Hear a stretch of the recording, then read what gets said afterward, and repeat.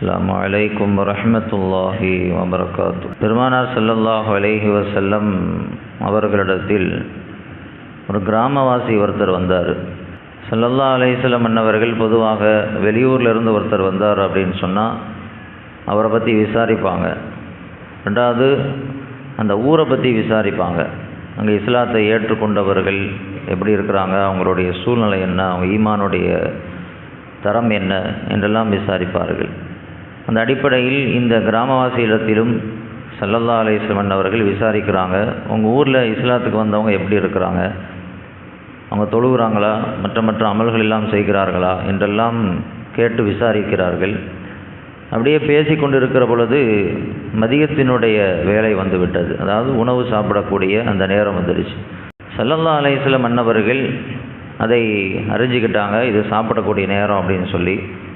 உடனே பக்கத்தில் இருந்த சௌபான் ரலியல்லாஹு தஆலா அன்ஹு அவங்கள கூப்பிட்டு வந்திருக்கக்கூடிய நபருக்கு தெரியாத அளவிற்கு மறைமுகமாக அவரை கூப்பிட்டு சொன்னாங்க, இந்த மாதிரி ஏத்தி பைத்த ஆயிஷாவினுடைய வீட்டுக்கு போய் அங்கே ஏதாவது உணவு இருக்குதான்னு கேட்டு வாங்கிட்டு வா, அல்லது தயார்படுத்தி வைக்க சொல்லு, வீட்டுக்கு விருந்தாளி வந்திருக்கிறாங்க அப்படின்னு சொல்லி தகவல் சொல்லிவிட்டாங்க. சௌபான் ரலியல்லாஹு தஆலா அன்ஹு பெருமானார் ஸல்லல்லாஹு அலைஹி வஸல்லம் அவர்கள் சொன்னதை புரிந்து கொண்டு ஆயிஷா அம்மாவினுடைய வீட்டுக்கு போனாங்க. போயிட்டு திரும்பி வந்தாங்க, என்னன்னு கேட்டாங்க. சௌபான் ரலியல்லாஹு தஆலான்னு சொன்னார்கள், ஆயிஷா அம்மாவினுடைய வீட்டுக்கு போனேன், அல்லாஹ் மீது சத்தியமாக வீட்டில் எந்த உணவுமே இல்லை அப்படின்னு சொன்னாங்க. ஸல்லல்லாஹு அலைஹி வஸல்லம் அன்னவர்கள் அப்படியான்னு கேட்டுட்டு இன்னொரு மனைவியினுடைய வீட்டுக்கு போய் அங்கே போய் இந்த தகவலை சொல்லி வீட்டுக்கு விருந்தாளி வந்திருக்கிறாங்க, அவங்களுக்கு உணவு தயார் பண்ணி வைக்க சொல்லு அப்படின்னாங்க. அங்கே போனாங்க, அங்கேயும் அதே தகவல், வீட்டில் உணவு இல்லை. இப்படி ஒவ்வொரு மனைவியினுடைய வீட்டுக்காக போய் கேட்கும் பொழுதும் அங்கிருந்து இதே பதில் தான் வந்தது.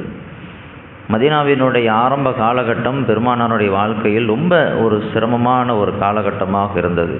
பல நாட்கள் அவங்க சாப்பிட்றதுக்கு உணவில்லாமல் தான் அவங்களுடைய வீடுகள் இருந்தது என்பதை பார்க்கிறோம்.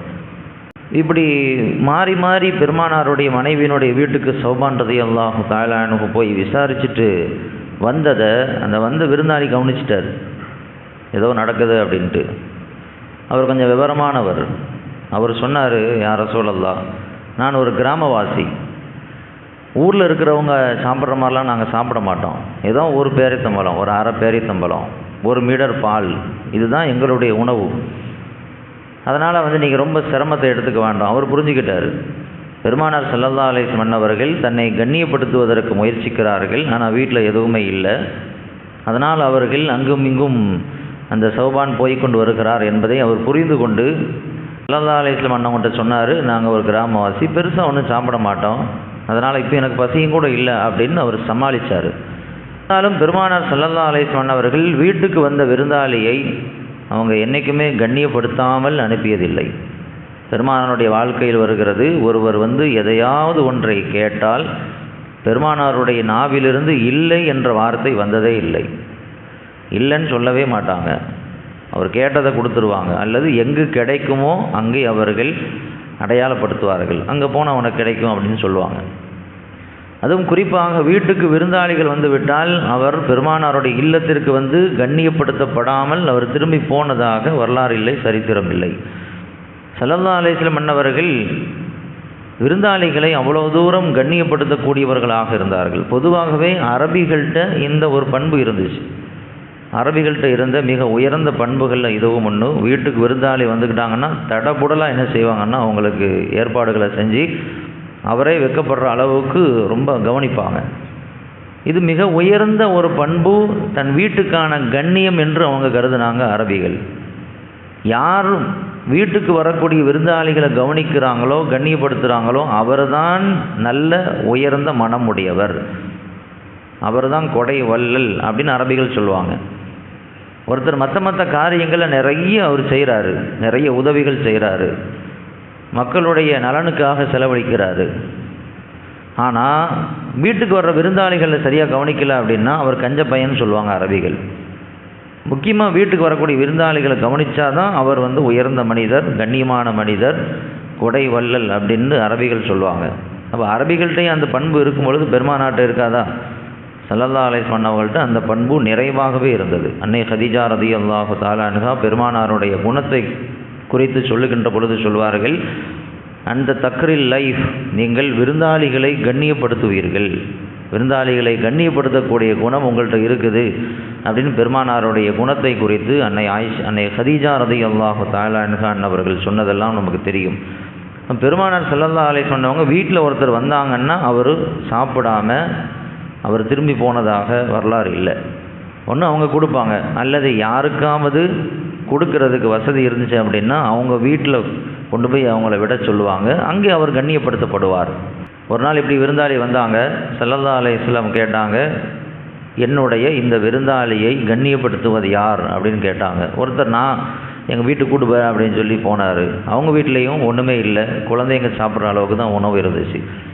இருந்தாலும் தன் வீட்டுக்கு ஒரு விருந்தாளி வந்திருக்கிறாரு, அதுவும் பெருமானார் அனுப்பிய ஒரு விருந்தாளி, எப்படியாவது கண்ணியப்படுத்தப்படாமல் அனுப்பக்கூடாது அப்படின்னு உறுதி எடுத்தாங்க.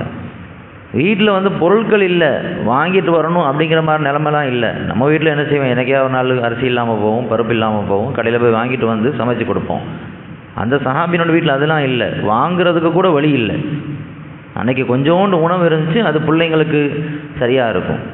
இருந்தாலும் விருந்தாளிக்கு சும்மா போகக்கூடாது அப்படின்னு சொல்லி மனைவிட்ட சொல்லி பிள்ளைங்களை எப்படியாவது தூங்க வச்சிரு அப்படின்னு சொல்லி அவரை கண்ணியப்படுத்தினாங்க அப்படின்லாம் நம்ம வரலாறு படிச்சிருக்கிறோம். அல்லாஹு தாலா மறுநாள் காலை அவர் பெருமானாருடைய சபைக்கு வந்த பொழுது அல்லாஹ் சொன்ன சுப செய்தி அந்த சஹாபிக்கு சொன்னாங்க. நீங்கள் நேற்று இரவு விருந்தாளிகிட்ட நடந்த அந்த முறையை பார்த்து அல்லாஹ் மகிழ்ச்சி அடைந்து விட்டான் அப்படின்லாம் சொன்னாங்க. ஸல்லல்லாஹு அலைஹி வஸல்லம் அன்னவர்கள் அவர்களும் சரி சஹாபாக்களும் சரி விருந்தாளிகளை உபசரிப்பதில் தன்னிகரற்றவர்களாக அவர்கள் இருந்தார்கள் என்று பார்க்கிறோம். நம்ம ஒவ்வொரு மனைவியினுடைய வீட்டுக்காக போக சொன்னாங்க. அங்கே இல்லைன்னு சொல்லி வந்த உடனே அந்த சஹாபி உணர்ந்துக்கிட்டாரு, சொன்னார், நான் பெருசாக ஒன்றும் சாப்பிட மாட்டோம், கிராமவாசி அப்படின்னு சொன்ன பொழுது ஸல்லல்லாஹு அலைஹி சொன்னவர்கள் அந்த நேரத்தில் பசியோடு இருக்கக்கூடிய நேரத்தில் உணவு கொடுக்காம அனுப்புறதுக்கு மனம் இல்லை பெருமானாருக்கு. அந்த நேரத்தில் ஒரு ஆட்டுக்குட்டி ஒன்றை பார்த்தாங்க, ஒரு ஆட்டுக்குட்டி. அந்த ஆட்டுக்குட்டியை பார்த்த உடனே அதை கூப்பிட்டாங்க ஸல்லல்லாஹு அலைஹி வஸல்லம். அந்த ஆட்டுக்குட்டியின் பேர் சம்ரா. சம்ரா அப்படின்னு கூப்பிட்டாங்க. அது வேகமாக வந்துச்சு. அது வேகமாக நம்ம பிள்ளைங்க பிள்ளைய கூப்பிட்டு அது வருமா இல்லையா, அந்த மாதிரி அந்த ஆட்டுக்குட்டி வேகமாக வந்துச்சு. பெருமானாருக்கு பக்கத்தில் நின்றுச்சு.